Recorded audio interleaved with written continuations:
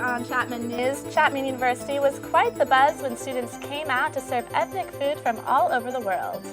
And the Chapman community rallies together to help students affected by a local house fire. Stay tuned for more on Chapman News.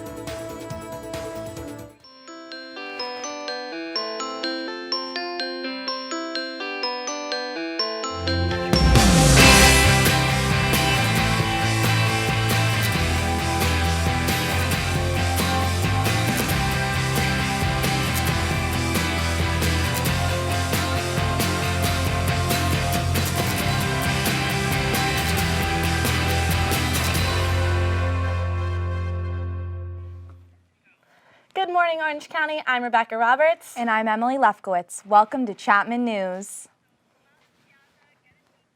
Last Saturday evening, a fire affected a local orange house, and once again, the Chapman University shows that its students will always come together to help one another. Erica Scott is on campus as Chapman students are doing their part to raise money for those affected by the fire.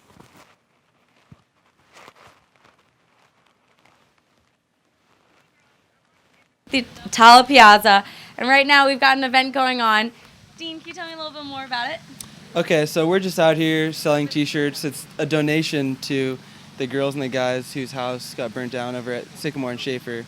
We're all good friends with them, the girls and the guys, so we thought why not help them out when they've lost so much. This isn't about fraternities or sororities, anything like that, so we're just trying to help them out and give back as much as possible. Yeah, of course. It's awesome when Chapman comes together. What can you tell me more about the t-shirts? Like, who made them? Where did they come from?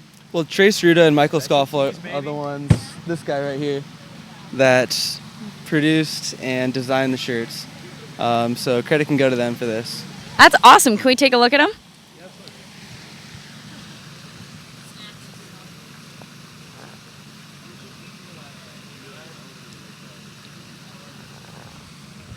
Wow, that is fly. I actually really like that.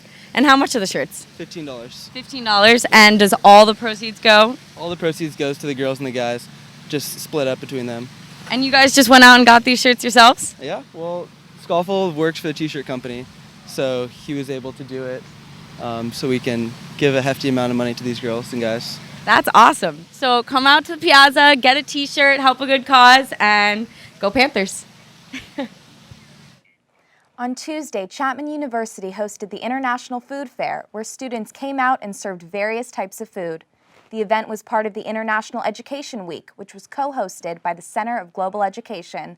Shamola Karkar was at the event. The scent of food in the air greeted Chapman students, faculty, and nearby residents on a sunny afternoon. Long lines at several stalls did not discourage many, as their main objective was to try some new food. It's like a hot pot of melting cultures right here on Chapman's Piazza.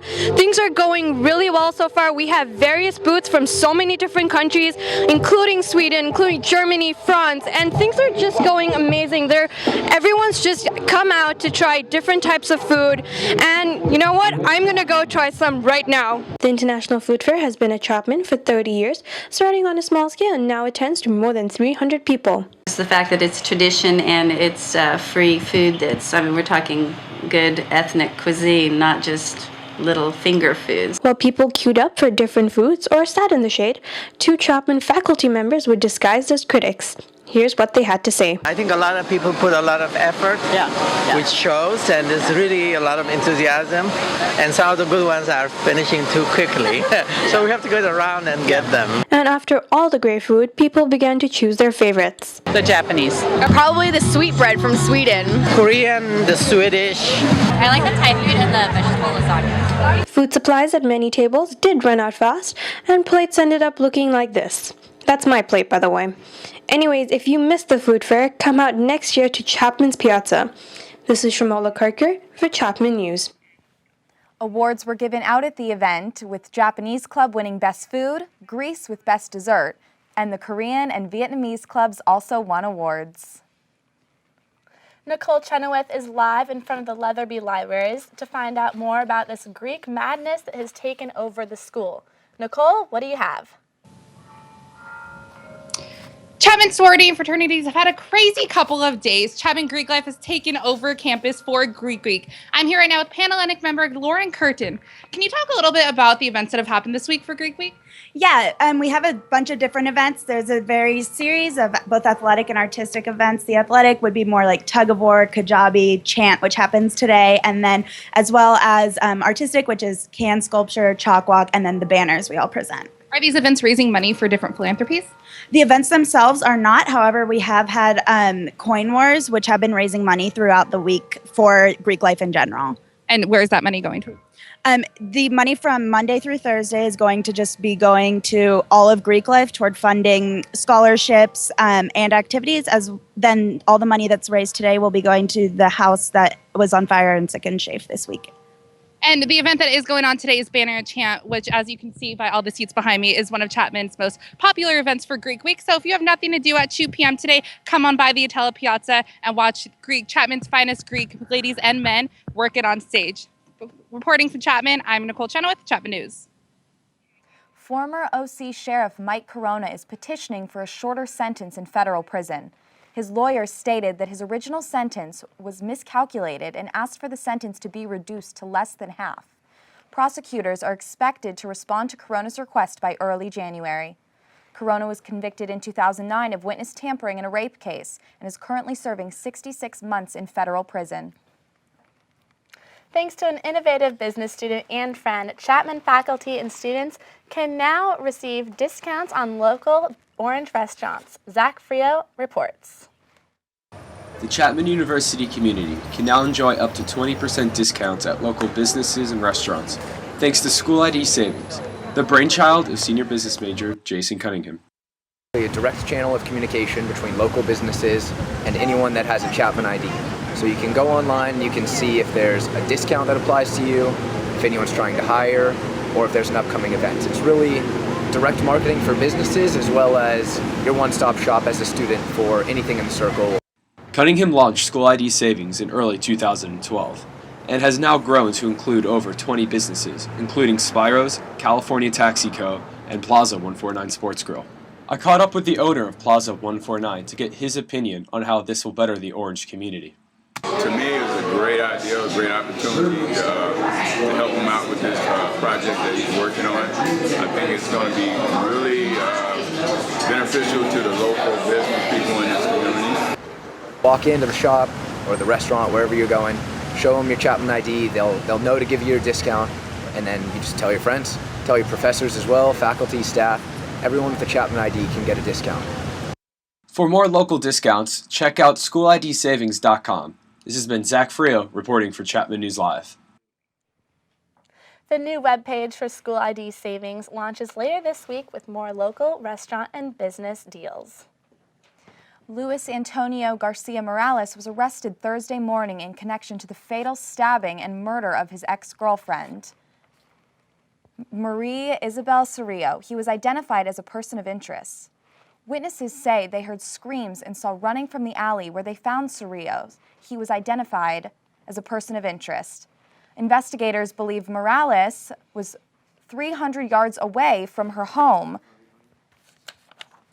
when she was lured into an alleyway. Morales is currently held on $1 million bail. Not only are 3 states still struggling with power outages from Superstorm Sandy, but FEMA, the Federal Emergency Management Agency, is also facing a challenge of its own. FEMA will need to request a congressional bailout of its flood insurance operations, as claims from the storm could be as much as 4 times greater than the program's capacity. A reform package signed into law this week is expected to improve the program's finances. Such changes are said to be years away, though. For now, extending the program's borrowing capacity beyond the $20.7 billion cap would require authorization from Congress. Between the losses to private insurers and the federal government, Sandy is expected to be the second costliest natural catastrophe in U.S. history, just behind Hurricane Katrina. And in Santa Ana, a man was found guilty of breaking into 5 girls and women's bedroom and touching them inappropriately while they slept. The incidents occurred over a 13-month period beginning in 2009. Roberto Jacobo Reyes was convicted through DNA evidence found at 2 of the crime scenes. The 49-year-old man now faces a maximum of 194 years to life in prison for multiple counts of burglary and sexual assault. A hit and run involving a Toyota RAV4 occurred on Beach Boulevard late Monday night. The victim, Brennan Salt, was found dead at 11:51 p.m. with severe bleeding from his head. He was pronounced dead on the scene. However, on Wednesday morning, Quang Fan, a 44-year-old resident living just minutes away from the scene, turned himself in to Westminster PD. He now faces charges of felony hit and run involving death and vehicular manslaughter. 24-year-old Brennan Salt was a husband and father of 3. Well, I don't know about you, Rebecca, but I hope this rain doesn't last long. I know, I am not sure what to wear in the morning. Zoe, please give us some good news. This weekend, I'll have more up in weather. Nice.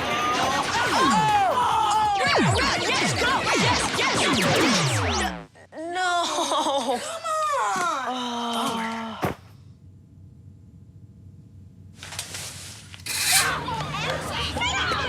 Oops. Yeah, sure. Let's go. Let's go. Moms everywhere are finding ways to keep kids active and healthy. Works every time. Get ideas, get involved, get going at letsmove.gov.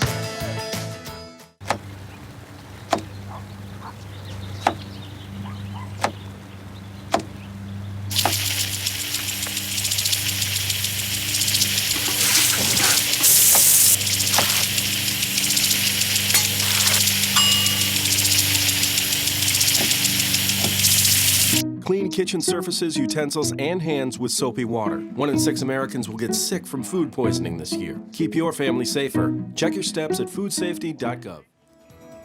Thanks for staying tuned to Chapman News. I'm Rebecca Roberts. And I'm Emily Lefkowitz. So Zoe, is it really time to pull out the rain boots and the umbrella? Yes, actually it is. It's going to rain a bit this weekend, but more of that in a little bit. First, let's take a look at our national forecast. If you're heading home to New York, Boston, any of those areas for the holiday break, it's going to be a little colder, 51 up in New York and a 47 in Boston. Going down into Miami, it's 79 with thunderstorms rolling in. Across the Midwest, it's getting a little sunnier with temperatures in the mid-50s.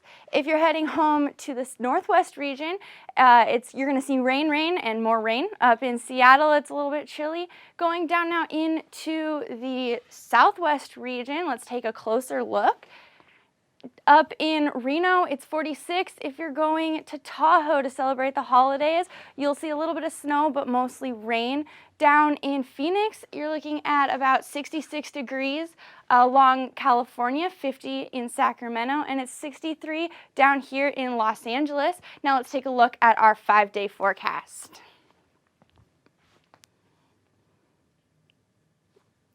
Today, it's partly cloudy with a high of 71 and a low of 53. We're looking at rain a little bit later tonight. Tomorrow, it'll be a high of 67, a low of 54 with rain all day. Sunday and Monday, it's going to be a little bit cloudy with highs in the high 60s and lows in the low 50s. And Tuesday, it'll warm up just a bit with a high of 71 and a low of 52. Back to you guys, Emily and Rebecca. Thanks, Zoe. In the wake of the recent presidential election, outraged Americans are refusing to be silenced. They have taken to the internet and they are voicing their thoughts on every platform they can think of. From Facebook statuses to Tumblr posts, these people are angry and they're making sure everyone knows it. In addition to social media posts, these citizens have started petitions to remove their states from the country. What started as a few mainly conservative states in the Deep South quickly escalated to all but 3 states across the nation. These petitions are being posted on the We the People section of the White House website, a page created shortly after President Obama was elected in 2008, where the average citizen could share their grievances. If a petition reaches 25,000 signatures within 30 days, White House representatives will acknowledge the issue. First to the punch, of course, was Texas, quickly reaching 25,000 signatures in less than 3 days. They were started by a guy who thought it'd be funny to post on the White House We the People website, hey, we want to secede from the United States. And so a lot of other people saw that and they wanted their states to secede as well. There's a big talk about it, but it's nothing that could be permanent. While it is doubtful that these states will be allowed to secede from the Union, it is interesting to see how divided our country has become. For Chapman News, I'm Zoe Loza. 7 states have reached the 25,000 signatures required, but the White House has remained tight-lipped on the subject. President Obama held his first post-election news conference earlier this week. He answered questions about the fiscal cliff and the sex scandal with former CIA Director David Petraeus, who resigned last Friday after an affair with his biographer, Paula Broadwell. Obama said he hoped the scandal would be a side note in Petraeus' otherwise extraordinary career. The president said he's seen no evidence that the national security was damaged by the email scandal. He also said he had lots of confidence in the FBI and expected them to follow the protocol they have already established. On the fiscal cliff, Obama said he was not going to extend tax cuts for the wealthy 2% of the population. The country's economic problems have not left a stone or city unturned. This includes Orange County, an area largely considered to be well off compared to the rest of the country. But an Orange County Community Foundation report out yesterday shows that many Orange County residents are lacking basic needs. The report found that 1 in 3 Orange County residents do not have access to basic health care, and that only 55% of third graders are able to read at the required level, among other things. Shelley Haas, president of the foundation, said that the findings were surprising, even to professionals who work in the philanthropy field. The group plans to launch a new website, connectoc.org, come January, that will give the public easy access to Orange County's nonprofits and ways people can help, in the hopes of encouraging the public to get involved. Now, normally when people use contact lenses, they're hoping to correct their vision, but these days it seems that contact lenses are being used as a cosmetic accessory by changing people's eye color or shape, and are even being purchased illegally. Zarina Karazada has more on this report. 1, 2. Contacts. Illegal without a prescription, even if they do not affect your vision. People have been buying contact lenses like Lady Gaga's oversized circle contacts on the internet. And here's one user who faced its damage. Non-prescription colored contacts, and I'd fallen asleep for a couple hours, maybe 5, and usually I take them off, but I forgot to this time. I just fell asleep and I woke up, my eyes were really irritated and swollen, puffy, and I immediately took the contacts out, and it got worse and worse. At one point my eye was swollen shut. The material of these lenses that are made, that people are buying, again, flea markets and other places, often the lens material is made offshore, and it's not anything that is currently used in the United States for a reason. It's material that doesn't breathe as well, it has a much higher risk of infection. And so when you're using the lens in that scenario, you're really not only increasing your risk of infection because of the lack of knowledge of how to use them safely, but they're also an inherently riskier. If eye irritation does occur after wearing contact lenses, experts suggest seeking immediate care by a physician to prevent permanent damage. From Orange, California, this is Zarina Karazada, Chapman News. Experts say that if individuals looking to purchase cosmetic contacts do not purchase them through licensed professionals, to at least make sure the vendor requires a prescription. Halo 4 grossed $220 million on opening day, the most out of all of the Halo games. But that figure may fall under the shadow of the newest release, Call of Duty Black Ops 2. Christina Hayes has more information about the game releases this fall. Halo 4 was released on November 6th for the Xbox, and Call of Duty Black Ops 2 was released last Monday, both attracting crowds of fans waiting to play. I got my copy of Black Ops 2. Look for it too. He's not gonna sleep tonight. Awesome, hi. But Halo 4 and Black Ops 2 are only a small indicator of a bigger news story, the fall game season. For those of you still deciding about what games will be best worth your time and money, here's an overview of the biggest releases this fall. Pokemon released an additional game to its 5th generation, Pokemon Black and White 2. This is the first true sequel in the Pokemon franchise and follows much the same formula as the other games. The two largest stealth games released are Assassin's Creed 3, released October 30th, and Dishonored, released on October 9th. Both games have received mixed reviews. While IGN gave Dishonored a 9.2 out of 10, Blistered Thumbs only gave it a 7. Dishonored is also the only game out of all the major releases this fall that is not a sequel. That should discourage you, though. If you are into turn-based strategy, Firaxis released XCOM, Enemy Unknown, October 9th for the PC. A remake of the 1994 UFO Alien Unknown, XCOM has received acclaim by many reviewers. Even the extremely critical Yahtzee said, "Did you like XCOM, Yahtzee? What was that? Sorry, I was playing XCOM. I was just going to play a bit of the next mission, but then I ended up playing the whole thing, and then the next two. How about we pencil in a yes?" There are still more releases to be had, such as Alien Colonial Marines, Far Cry 3, Hitman Absolution, and Bioshock Infinite. For Chapman News, I'm Christina Hayes. Also, remember that Nintendo launches its new console, the Wii U, this Sunday, along with another Mario Brothers game and Epic Mickey 2. Dominant mixed martial arts promotion, the Ultimate Fighting Championship, is set to make its return to Anaheim. The UFC recently confirmed that UFC 157 will be at the Honda Center February 23, 2013. UFC 157 will be the promotion's second pay-per-view event of the year, right after Jose Aldo vs. Frankie Edgar at UFC 156. The Honda Center has a rich history of heavyweight battles with Brock Lesnar at UFC 121 and the debut on the Fox network last year in November with Junior Dos Santos, a fight that peaked at 8.8 million viewers. The main event for UFC 157 in Anaheim has not yet been announced. And coming up, Trent Schloem has the latest in Chapman basketball. And as two Southern California girls, we're excited to hear about our Lakers. Tune in after the break.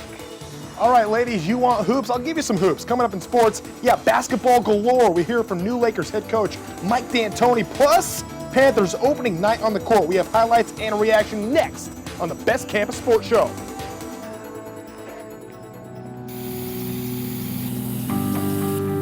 Turning a 20-foot wall into a canvas takes vision. So will getting into college. I've got what it takes. So do you. I just moved in with his family, and it's embarrassing. The little one, he likes to go outside and crawl around in the giant litter box. I don't know what he's doing. Oh, poop already! You're making me nervous.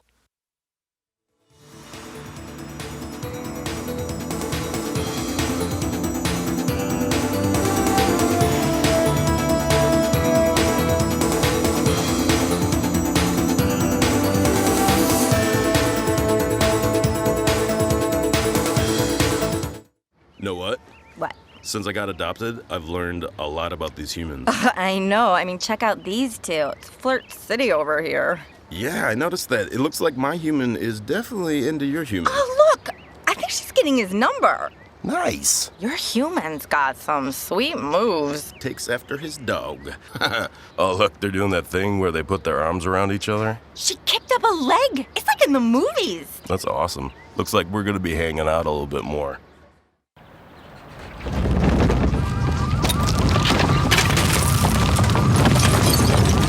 Up to 40% of businesses never recover after experiencing a major disaster. Make a plan at ready.gov/business. And we're back again. I'm Rebecca Roberts, and this is Emily Lefkowitz. Emily, now you're a Los Angeles native. What do you think about the new Lakers coaching staff? I just want to see a parade on Figueroa at the end of the season. Trent, do you think it's going to happen? I think it's going to happen, but if you ask most people around Los Angeles, they'll tell you the team that you're likely going to be seeing, maybe the Clippers, right? As hard as that might be to believe, they are off to a hot start. We'll have highlights on that game coming up in a bit. Also more on the Lakers coming up. But first, we have to address the Panthers, right? Chapman, a truly fresh start. Brandon Lynn, Ben Ricard, they're gone. New faces, new expectations, all part of a new season. And did I mention new uniforms? Opening night for the Panthers at the Hutton Sports Center hosting La Sierra. We go right away. First half, late first half, Panthers up 11. That lead cut quickly. Isaiah Hawkins, big reason why. This one of his 3 threes, part of an 11-0 run by the Golden Eagles, going at halftime 35 up at the break. Panthers not waiting long to answer. Coming out Youngnam style. Jordan Young knocks down back-to-back threes. Chapman, it would not look back from here. Taylor Hamasaki, big second half, taking matters into his own hands, brings the ball up and then spins, hitting the fall-away jumper. How's that for an effort? Team high, 19 points for him. And then Takeshi Clifford making his return. He does so in a big way. Brendan Ryder on the dish right here. Oh, look at this pass. Nice and low, like the bounce pass. Clifford finished the game with 16 points. Panthers beat La Sierra 83-72 the final. Chapman News Sports Director Wes Rappaport was at the game. Wes, what are your first impressions on this year's squad? Well, Trent, the Panthers tonight offensively lacking in the first half, and the defense lacked as well. Offense pulling it together in the second half a lot stronger, ended up winning tonight's ball game. But the defense is definitely something that Coach Bukowski wants to work on today, and he's turning to that leadership to make that happen. But tonight was a good game for us. We improved from last week, and then we won, of course, and that reinforces the stuff that you're doing. They probably think, yeah, I think it's working. Yeah, the defense, especially in the beginning of the game, we were all a step slow and we were all a little late on help or keeping people in front of you. We had a little bit of trouble, but definitely picked up in the second half. Yeah, one season starting because another one ended. No playoffs for the Panthers on the gridiron this year. Chapman falls to Cal Lutheran 38-28 in the final game of the season Saturday afternoon, finishing the year 6-3. This one of the best seasons in Chapman football history and the best season in the Bob Owens era. After the game, seniors reflective on the legacy of their careers. I mean, yeah, we're leaving, but I think the freshmen and the underclassmen up under us, they had a good leadership group ahead of them to look after, you know what I mean? They looked up to us as we looked up to some of them. So them stepping up to fill the shoes that we're leaving behind, I don't think they're going to lose a step at all. I just hope that, they continue to do as well as we did this season and, come back next year and get the championship that time. Right up until the very end of this game, our guys never, ever stop playing and stop playing hard. Let's take a look at that week ahead in sports. Women's hoops off to Redlands for the Redlands Tip-Off Classic. They play at 5 o'clock on Saturday and Sunday in the pool. Men's and women's swimming and diving also going to Redlands. They'll compete in the Redlands Dive Invite Saturday at 10 a.m. After Thanksgiving, forget the turkey leftovers. Men's basketball asking for seconds of sage hen. They'll visit Pomona-Pitzer November 28th at 7:30. Next day, women's hoops also takes on Pomona-Pitzer on the road, 7:30 tip. For complete schedules, visit chapmanathletics.com. A new era in Los Angeles. The Lakers introducing Mike D'Antoni to the media yesterday. D'Antoni signing for the next 4 years to be the new coach of the Lake Show. Lakers host D'Antoni's former team, the Phoenix Suns, tonight at 7:30. D'Antoni will not coach tonight, still recovering from a recent knee surgery. He is expected to coach his first game Sunday at home against Houston. D'Antoni optimistic about his future in LA. Not a project. We have a window, and we're going to try to get through it.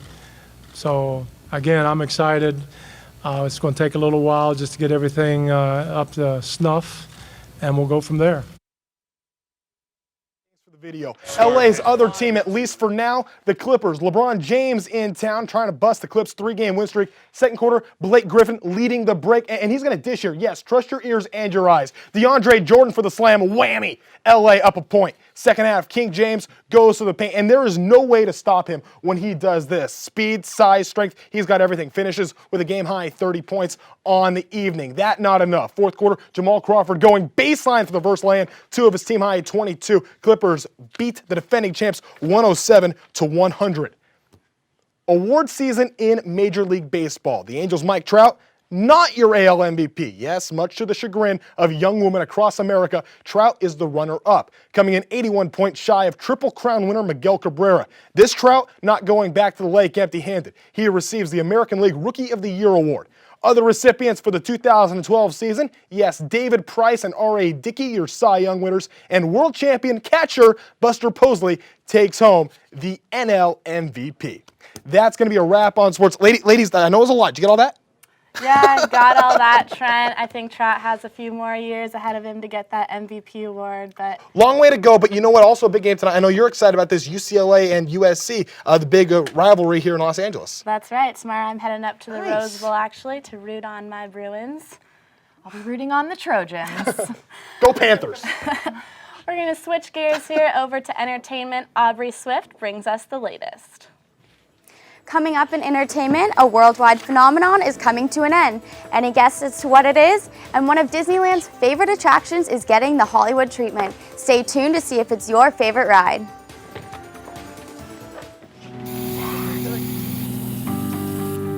Turning a 20-foot wall into a canvas takes vision. So will getting into college. I've got what it takes. So do you. I just moved in with his family, and it's embarrassing. The little one, he likes to go outside and crawl around in the giant litter box. I don't know what he's doing. Oh, poop already! You're making me nervous. Welcome back to Chapman News. I'm Emily Lefkowitz, and this is Rebecca Roberts. Now, Emily, I know you're a super big Twilight fan, and I have to ask you, Team Edward or Team Jacob? I let the inner Twihard out in me last night at the midnight showing, and I have to say, Team Edward. Aubrey, what about you? I'm going to have to agree with you, Emily.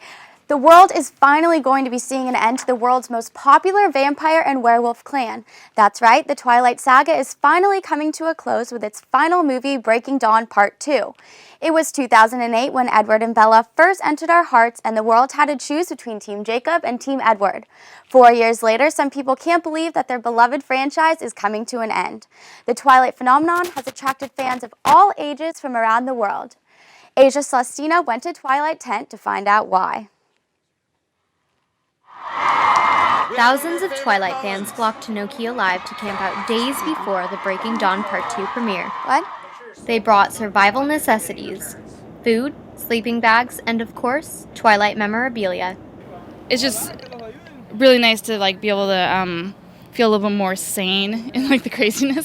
One fan brought a single magazine, but has just as much love for the franchise as any other Twihard. So anyway, yeah, I got this, and I got it signed by 8 people, and it's very wonderful. I'm hoping to get these people to sign it. Jenna Vesper joined Twilight Tent City from Portland, Oregon, after winning a spot in Summit Entertainment's premiere lottery. I signed up for the lottery, and a week later I got chosen. Jenna said she was going through dark times until Twilight came into her life. Both my parents had been diagnosed with lung cancer, and my mother had just passed away shortly beforehand. My dad was still fighting, and somebody gave me the Twilight book and was like, yeah, you should read this. And I looked at it and was like, I'm not going to read this. This is so stupid. But I read it anyway a couple days later just to kind of get out of the space I was in. It's a very compelling story about love and fighting for what you love and being there for your family and everything. And then just over the years, with my father getting sicker and then him passing away a couple of years later after that, it just really kept me going, it saved my life. If I didn't have this, yeah, it's hard to say.